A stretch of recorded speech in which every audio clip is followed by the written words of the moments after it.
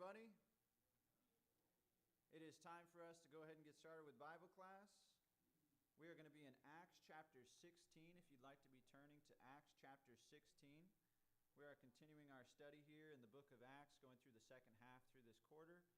And we will be in Acts chapter 16, maybe a little bit in Acts chapter 17 this morning. Before we begin, we do like to start with prayer, and so I usually open that up asking if there are any prayer requests. We do have some people who have still been sick, and we do have some people who are traveling. The trips are still on vacation, and so pray for safe travels for them. I'm not sure who else might still be traveling or who else might still be sick. Are the Trebas still traveling? Yeah, come up on Tuesday, and then on Thursday we'll be traveling. Okay, I'll add that to our list. So the Trebas are still traveling. They'll come back Tuesday. And then the Schulers will be traveling starting Thursday, I believe you said. Thursday. All right.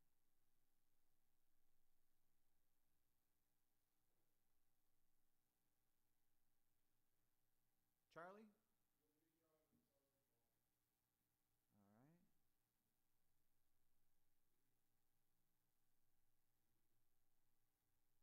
If you didn't catch that, Charlie and Lisa will be traveling starting tomorrow. I think that's going to go for a few weeks, right? Okay. You'll be missed, but we hope you enjoy your trip.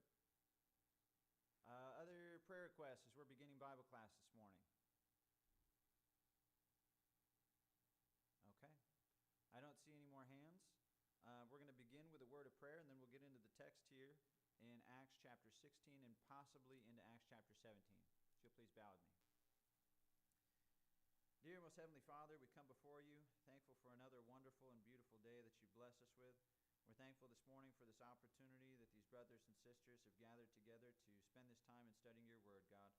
We ask that you would please be with us through this time and help us as we look at these things among the early church, that we would recognize the relevance and we would recognize how we ought to behave in the world today as we follow this pattern.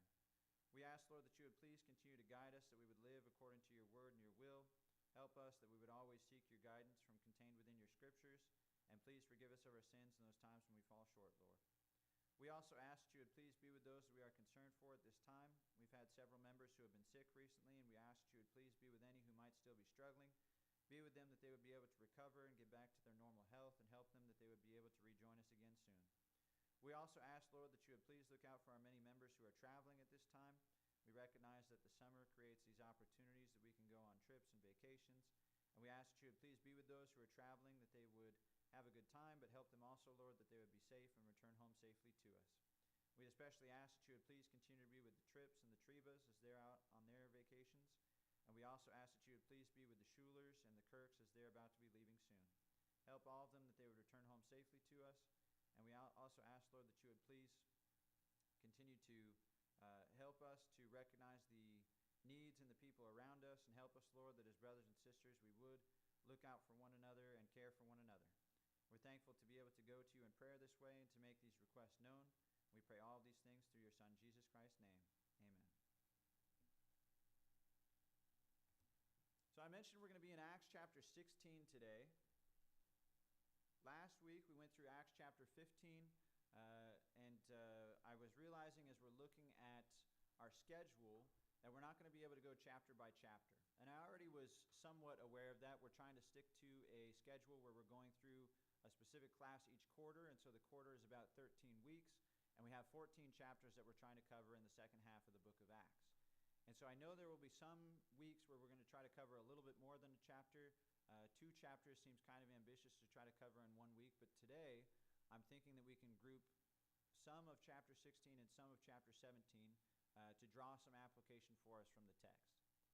Last week, where we left off in Acts chapter 15 towards the end of the chapter, Paul and Barnabas had a conversation about going on a second missionary journey. They talked about going back and visiting those congregations. There was a dispute there. We sort of talked about that at the end of Bible class, how Barnabas ends up going on one missionary journey and he takes with him John, who is called Mark. Paul ends up going on a separate missionary journey and he takes with him Silas. When we go through Acts chapter 16 and a little bit of chapter 17 this morning, I was thinking that we could look at some principles for evangelism. When I was going through the book of Acts while I was at Bear Valley, we talked about some missionary principles from the book of Acts through these missionary journeys. But a lot of those principles that you would consider for a missionary living in a foreign country or living in a different culture, a lot of those principles for missionary work, I believe, are still applicable when you're looking at evangelism within your community. Because missionary work often deals with preaching or teaching or sharing the gospel cross-culturally. And you can tell that even within our community here, there are a lot of different cultures existing side by side. Even going down the street here, you would see a lot of different cultures side by side. And so these principles, although some people may look at this as missionary principles because they're on a missionary journey, I think there's still a lot of application for us as we try to evangelize within our community. And so when we're looking at these passages, I'm going to try to draw out application for our evangelism. We'll begin in Acts chapter 16 here, verse 1. It says, "Then he came to Derbe and Lystra, and behold, a certain disciple was there named Timothy, the son of a certain Jewish woman who believed, but his father was a Greek. He was well spoken of by the brethren who were at Lystra and Iconium, and Paul wanted to have him go with him, and so he took him and circumcised him because of the Jews who were in that region, for they all knew that his father was a Greek." This is the first 3 verses of Acts chapter 16, and we're going to pause there because this is an interesting thing that happens here, and it's interesting within the context of the book of Acts as well. Last week when we looked at Acts chapter 15, what was the major issue that they were dealing with in Acts chapter 15? The binding of circumcision. Is it required for salvation? And they determined it was not required for salvation, right? Then the very next chapter, Paul, going on his missionary journey, he's going to take Timothy with him. He has Timothy circumcised. That's interesting. It's seemingly contradictory to what we just looked at in Acts chapter 15. So I want to ask the question, why did Paul have Timothy circumcised?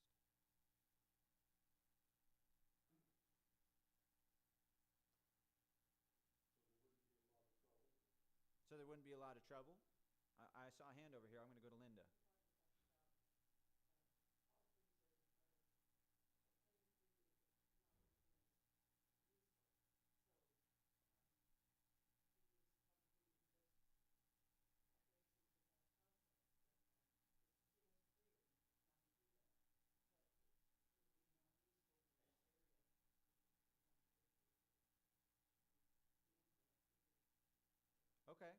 Okay, so Mike had mentioned that this is going to avoid some trouble. And so we're going to get into a little more detail there. Linda also brings up there are certain things that are permissible, and it doesn't necessarily mean that they're going to hurt you or help you. But there are some things that are permissible that they could help you, and you could have a different kind of influence over people. Let me ask this. Does it seem like it would be sinful for Paul to have Timothy circumcised here? No. It depends on the reasoning behind it, right? What they were talking about in Acts chapter 15 was binding circumcision as required for salvation was sinful. In Galatians chapter 5, they deal with some similar issues of binding the old law, of binding circumcision. But in Galatians chapter 5, it says, if you're circumcised or uncircumcised, it doesn't matter. Now, if you're doing it for salvation, you're doing it for the wrong reasons, that is sinful, and then it says you're required to keep the whole law. But if you're just being circumcised for a different reason, if you're acknowledging that it's not for salvation, but there might be some way that it benefits you, it's still permissible. And so the reasoning behind Timothy being circumcised here, it's not sinful because it wasn't done for salvation. It was done that he might have a greater influence on the Jewish people that they would interact with on this missionary journey. It reminds me of 1 Corinthians chapter 9.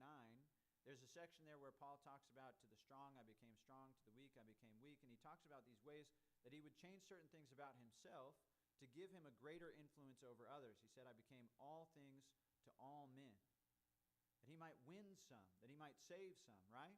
And so there were certain things he was willing to compromise about himself as long as he wasn't compromising God's word, that he might be more effective in saving souls. And I think that's what we're seeing here, is that there are some things that we could compromise about ourselves that are permissible that may make us more effective in reaching others and saving souls. And so Timothy was not circumcised for salvation. This does not contradict what just happened in Acts chapter 15. This was that he would fit in better with the Jews because of this Jewish custom. They knew that his mother was Jewish, but that his father was a Gentile, and so to make him more effective in evangelizing to the Jews, he changed something about himself. But it was not for salvation. Now, I do believe that this is a good principle for us in our evangelism, that there may be certain things about ourselves that we may change or be willing to compromise in order to effectively evangelize to certain people.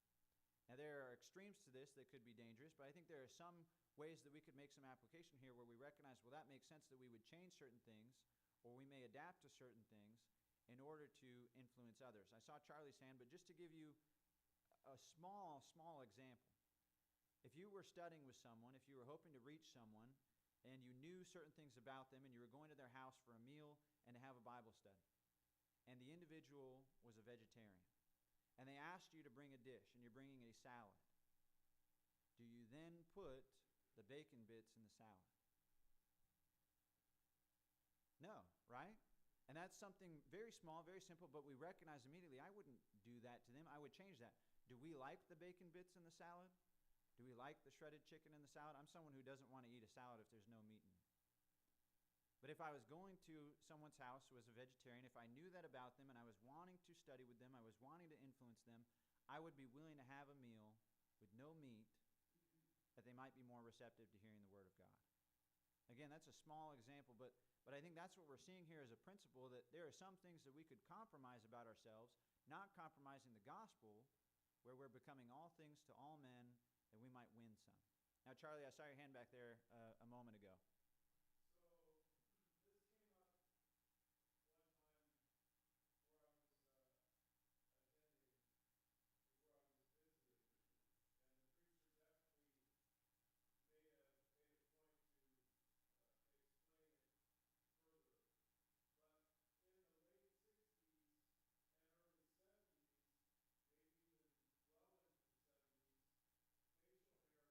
Hmm.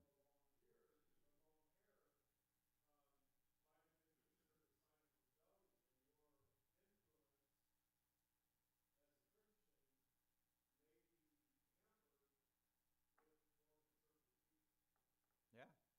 Yeah, again, it's a cultural thing. Depending on your facial hair, people might interpret that differently. And there have been time periods within our country where that was seen as rebellious, to have that big bushy beard or to have unruly facial hair in that way.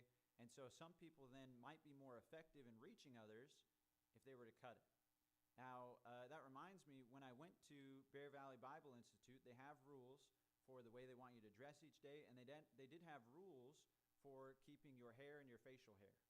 Now, the school's been around for a long time, and so some of those rules were a little dated, kind of like what you're describing, where when we were going through Bear Valley, we had to shave our face every day.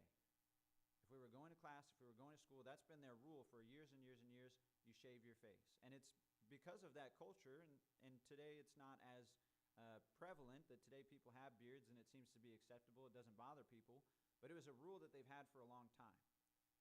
There was a man who was part of the crew for the Duck Dynasty show. And if you've seen or heard of the Duck Dynasty show, they have those beards. Well, he wanted to attend the Bear Valley Bible Institute, and they wanted him to come attend. He had applied, he was accepted. They had this conversation with him, and they said, well, you know, we do require you shaving your face. Not a problem for him, he shaved his beard. And you see, there are people like that, that if it's going to make me able to be more effective in reaching people, evangelizing to people, I'd shave my face, I'd cut my hair, I'd cut out meat. There are certain things that we would compromise in order to be more effective in sharing the gospel. Other questions or comments about that here as we're beginning in Acts chapter 16. Again, you can see that as a missionary principle, that when you go overseas, you go to a different country, you try to be respectful, you try to adapt to their culture, to the things that they eat, to the way that they dress, that we might be more effective in reaching people. But those are the types of things that we could compromise, reaching people with different cultures literally within this community. And so I think that's an important principle for us here in San Diego. I do want to skip ahead a few verses, and we're not going to have time to read every single verse in Acts chapter 16, but here again I think we're going to see some principles for evangelism. In Acts chapter 16, in verse 6, it says, "Now when they had gone through Phrygia and the region of Galatia, they were forbidden by the Holy Spirit to preach the word in Asia. After they had come to Mysia, they tried to go to Bithynia, but the Spirit did not permit them. So passing by Mysia, they came to Troas. And a vision appeared to Paul in the night. A man of Macedonia stood and pleaded with him, saying, 'Come over to Macedonia and help us.' Now after he had seen the vision, immediately we sought to go to Macedonia, concluding that the Lord had called us to preach the gospel to them." And so here again, I think that there's some principles for evangelism that we can draw out from the text. But first, we have something else that may be seen as a little confusing on the surface.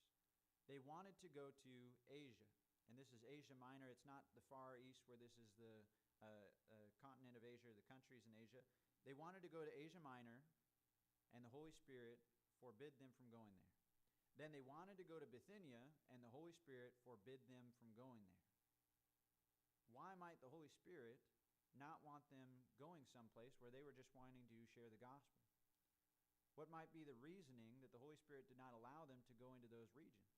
Because it seems confusing. They were told to go to all nations, preach to these people, and then there were certain areas that they were forbidden to go into.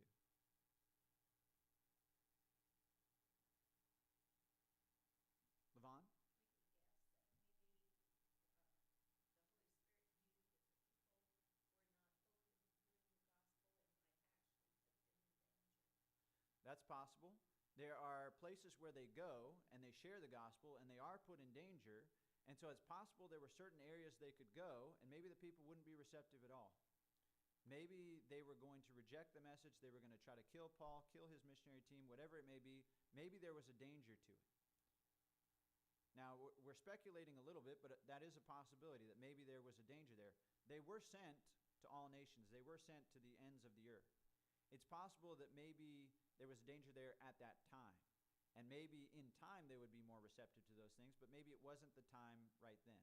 Charlie, did I see your hand there as well? Well, this what happens towards the end of that verse there, that there was a need in Macedonia that the Spirit wanted them to deal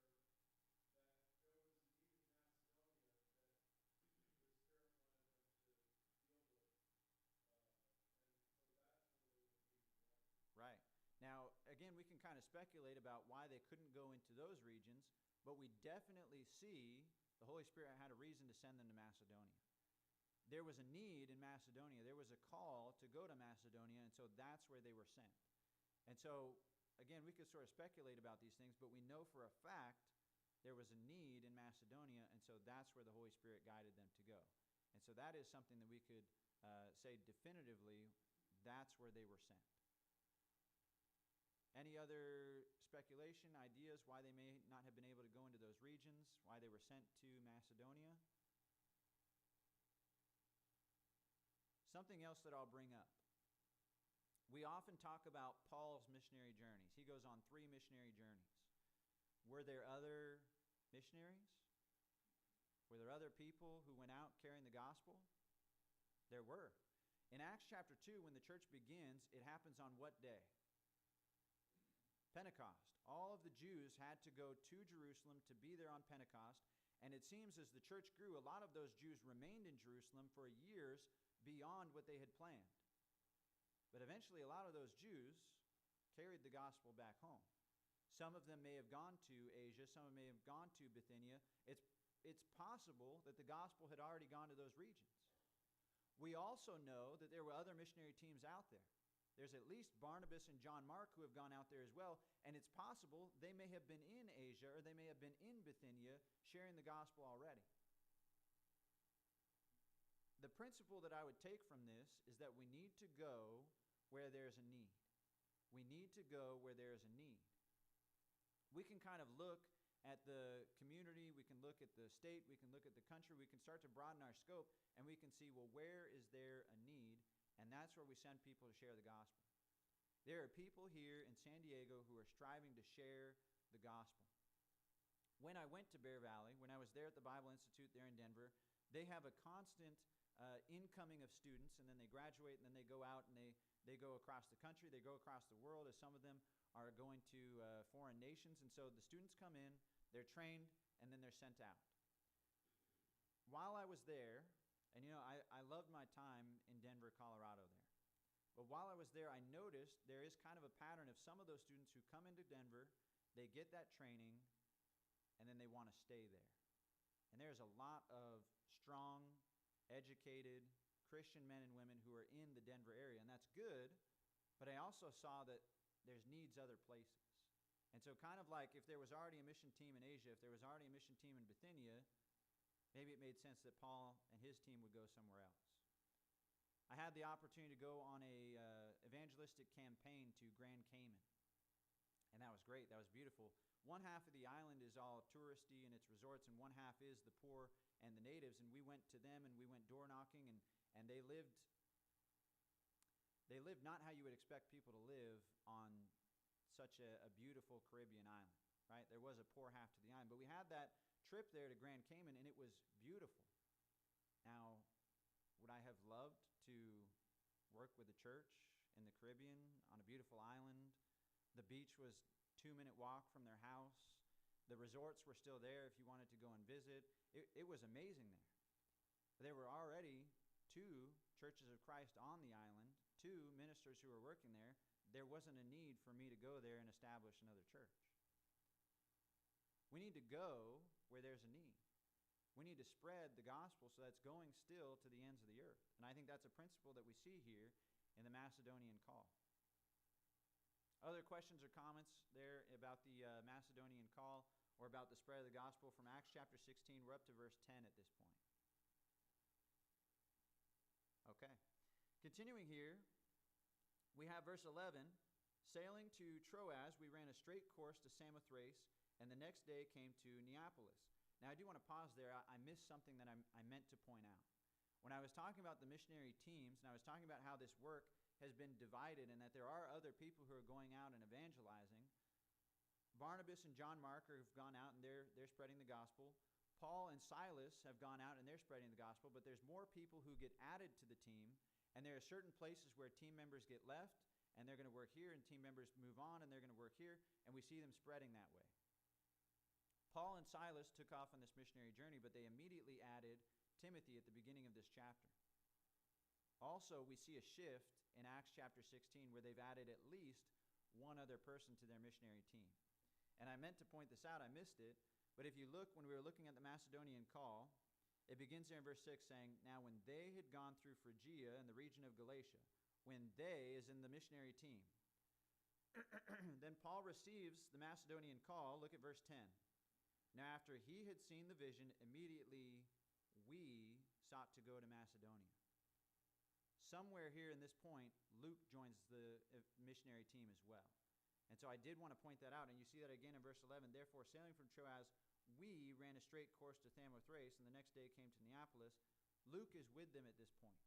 The person who's recording the book of Acts, he was on that missionary journey, and we see that as the pronoun shift, where he was saying they did this and they went there, and then he says we, and we're going to see us. Luke is on the team. Luke has seen these things firsthand, and so we're getting this account from an eyewitness.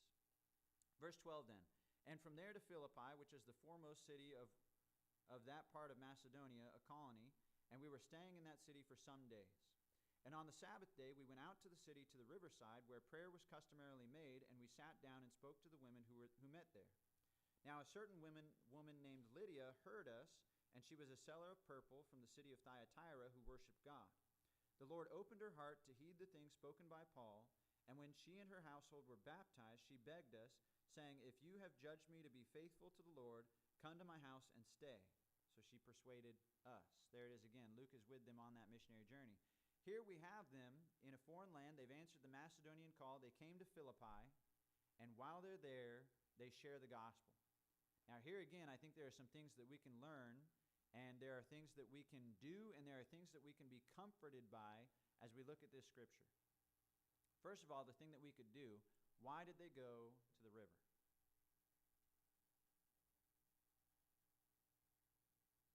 Levon? I guess would be because they knew that they wouldn't be there washing and getting water. Yep, absolutely. They knew that the women would be there.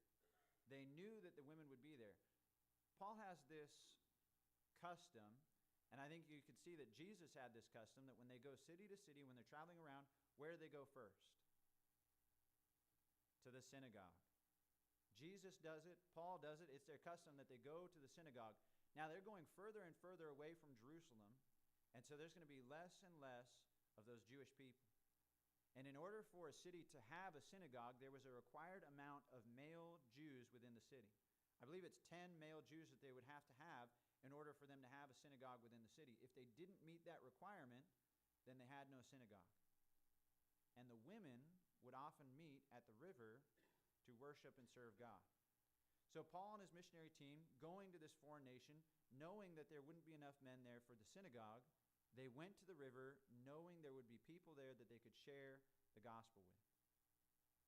That's something that we could do. And I think that's something that we need to think about when we're evangelizing. I think evangelizing should be something that is planned. It should be something that has forethought to it.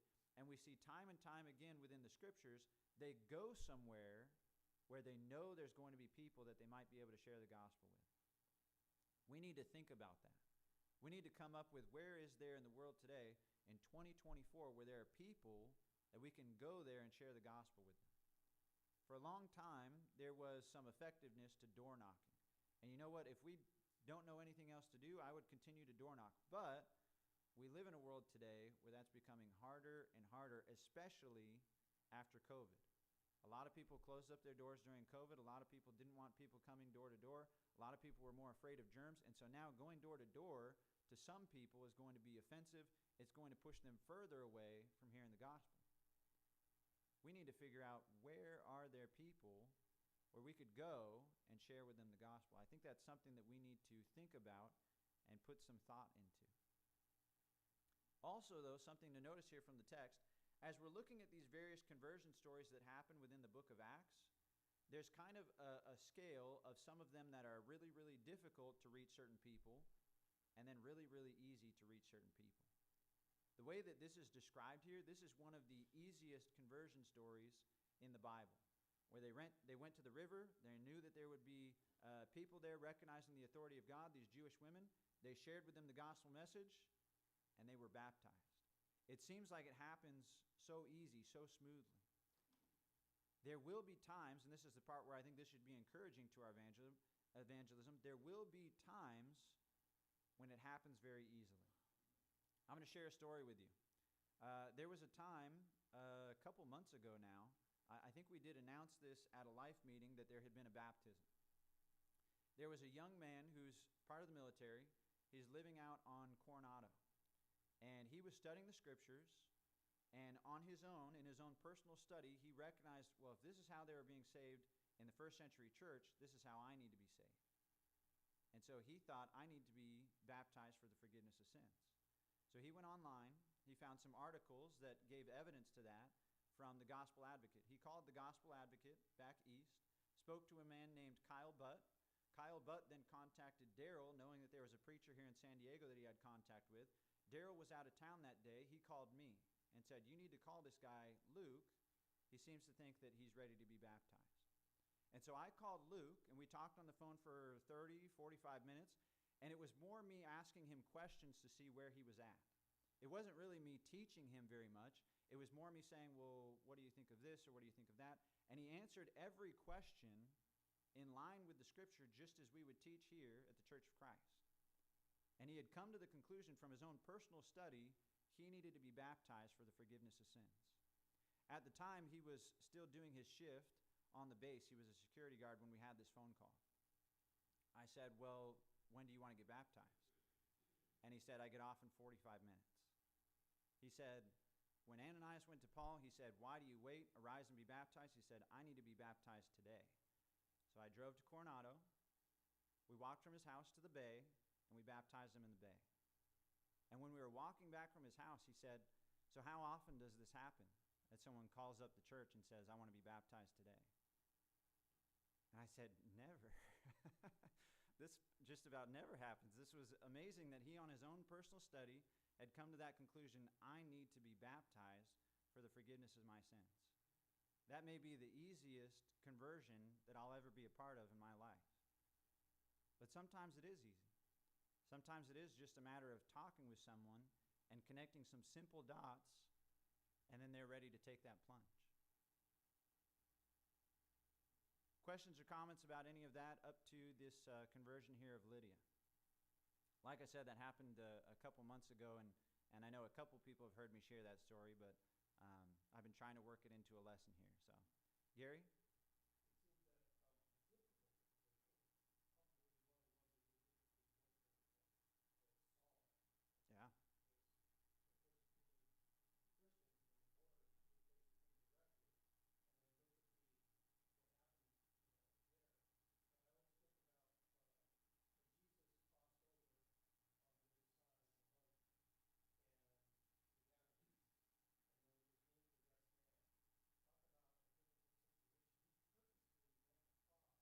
and there was this incorrect man. Talk about a difficult situation. He purposely went across to that area Yeah. to save that person from the demon that was in him.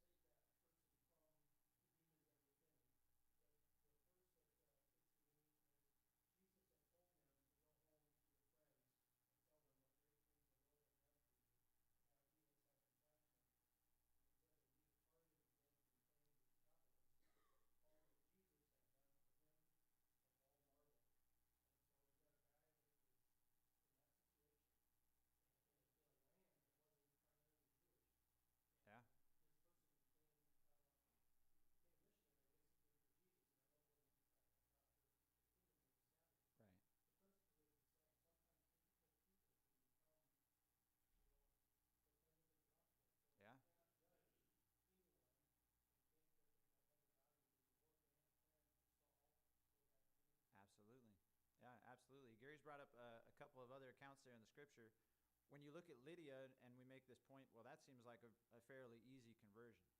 There are also difficult conversions that take place within the book, and I'm realizing as I'm looking at the time, we may not have time to look at every single example I was hoping to here within this passage, but he brought up Saul of Tarsus, the notorious man who was persecuting the church, consenting to these Christians' death. He's the one who's preaching to Lydia to convert her. He was a difficult conversion. He was someone who required that one-on-one attention from the Lord, that process that took place so that he could be converted. He was a difficult conversion, and now look at his effectiveness. Gary also mentioned the demon there as Jesus had crossed and cast out the demon and sent him back to his friends, to his family, and how that man had proclaimed what Jesus had done for him.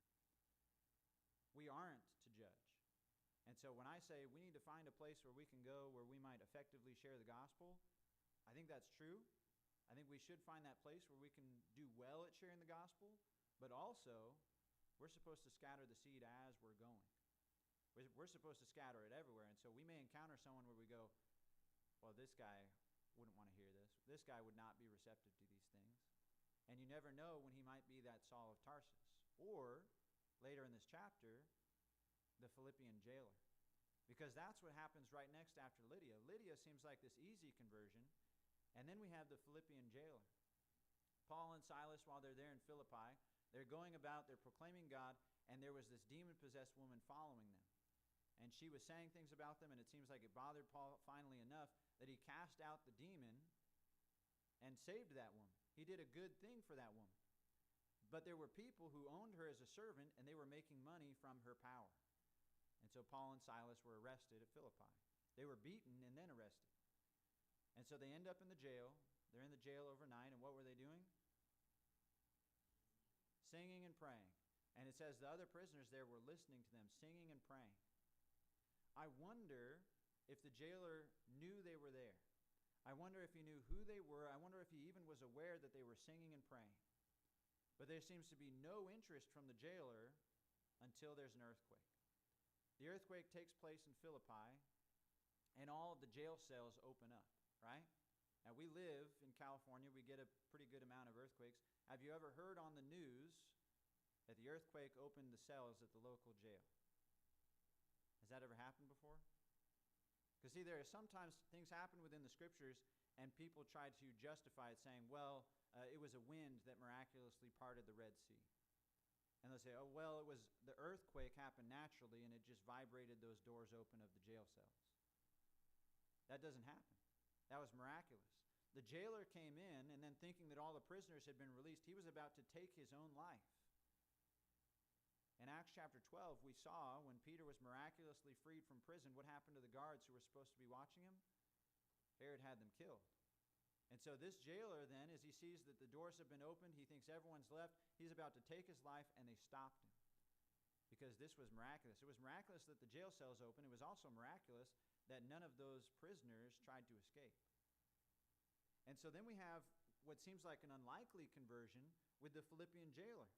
Verse 29, here we are in the same chapter, chapter 16. Then he called for a light, he ran in, and he fell down trembling before Paul and Silas. And he brought them out, and he said, Sirs, what must I do to be saved? What a change in this man, who I'm sure likely knew some of the situation that was going on and was disinterested, to now this miracle has taken place, and he's saying, what do I need to do to be saved? So they said, Believe on the Lord Jesus Christ, and you will be saved, you and your household. Then they spoke the word of the Lord to him and to all who were in his house, and he took them that same hour of the night and washed their stripes, and immediately he and all his family were baptized. Paul and Silas had to put in a lot more work for that conversion than they did for Lydia at the riverside. That's some conversions. That's some interactions. That's some people that we're going to encounter. Sometimes it takes a lot more work for them to be receptive to these things. But you see that he was receptive to these things. You see that he was baptized in the name of Jesus. And so again, I think there's a principle for evangelism there.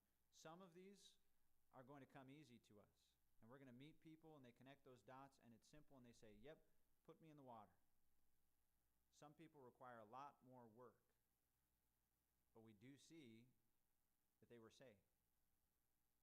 Questions or comments now that we've gone a little bit further into the chapter and we're acknowledging some of these conversions are easy, some of these conversions are difficult.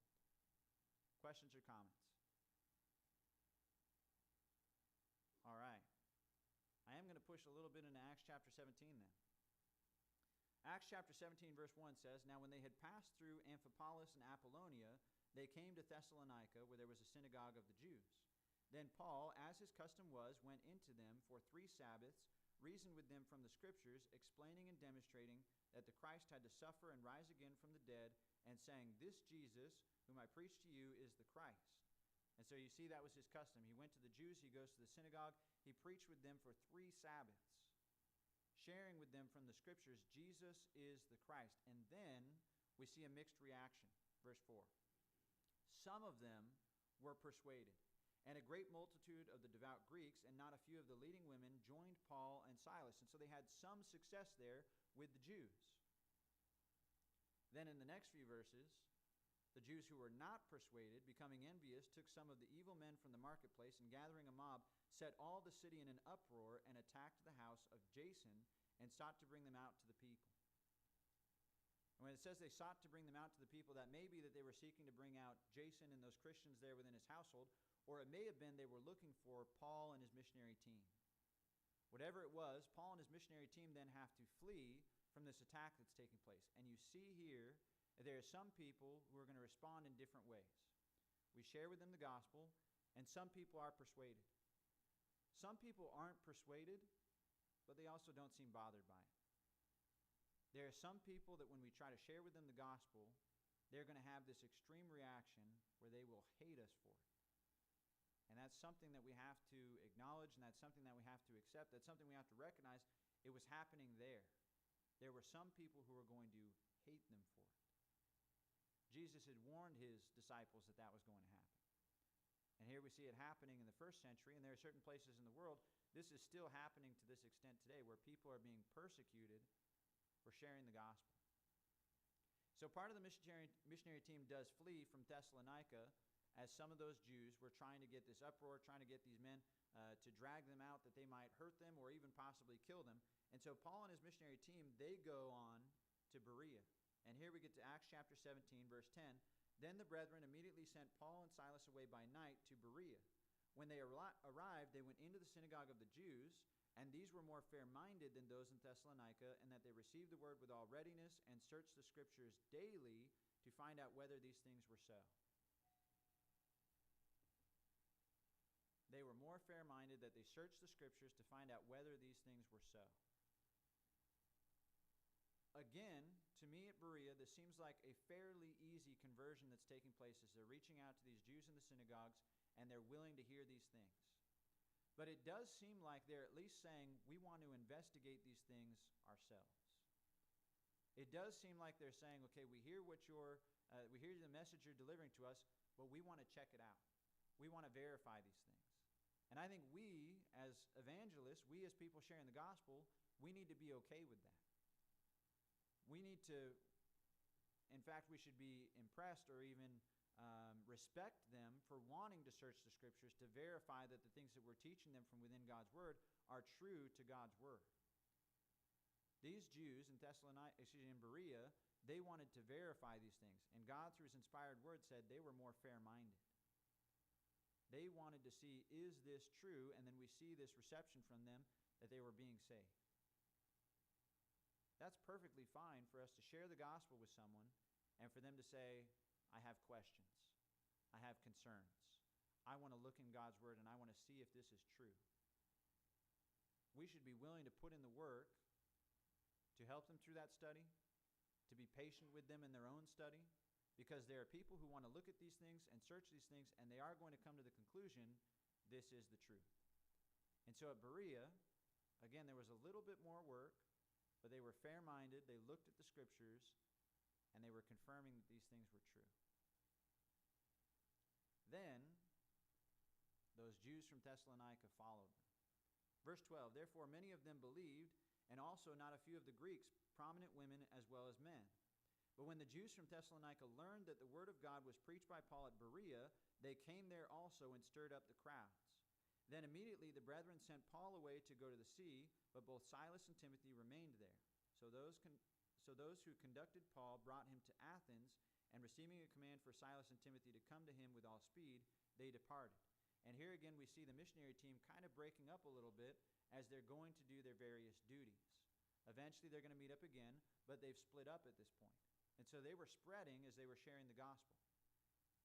But again, we have some people who are going to hate us for sharing the gospel.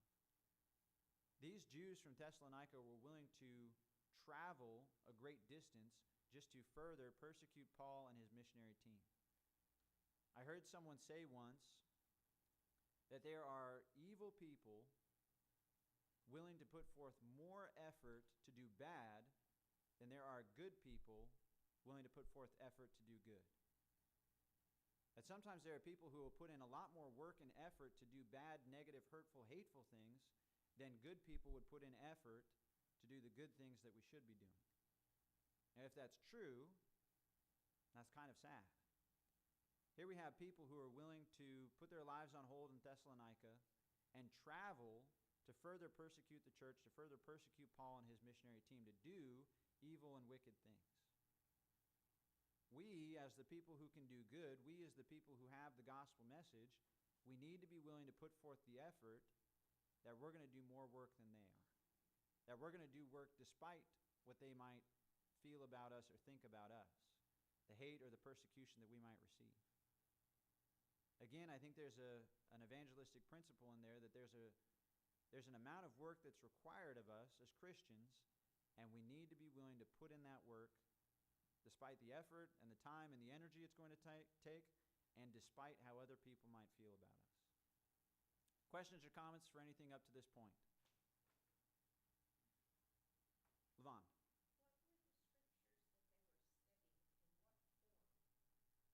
What were the scriptures that they were studying, and what form? What were the scriptures? Where did they get the scriptures that they were studying? So they would have scrolls and things. They would have the Old Testament recorded at this point. It's not like they had, 1st and 2nd Thessalonians that they were sharing with one another. The Word of God was being recorded at this time, but they were confirming these things from the Old Testament passages. This morning in our lesson, we're going to talk about various conversion stories in Acts.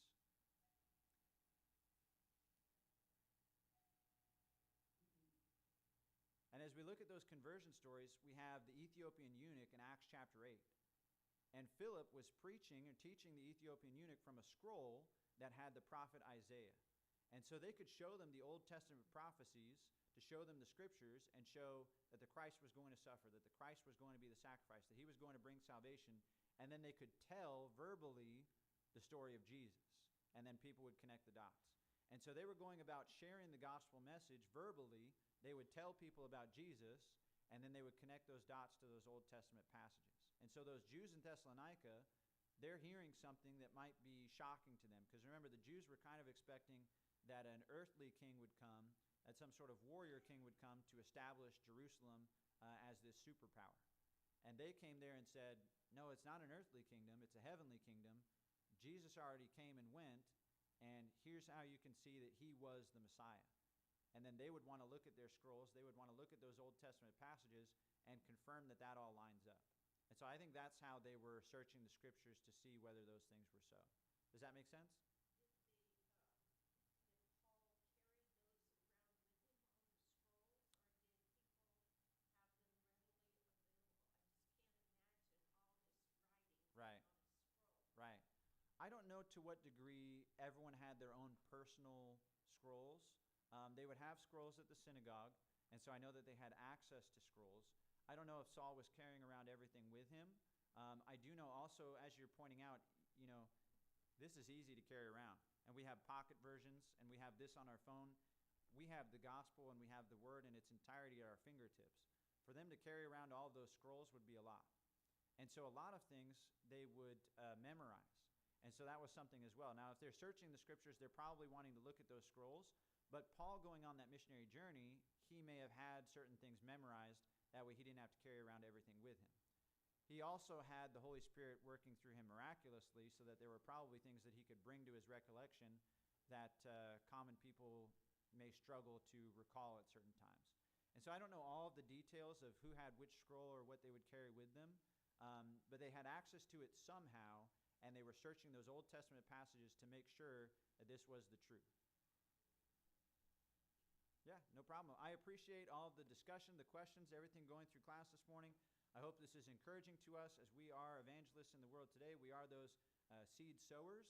And so I hope that we'll go out and we will share this gospel message with people just as they were doing it here in the first century on this missionary journey. We're going to be dismissed at this time, and we're going to have worship services shortly.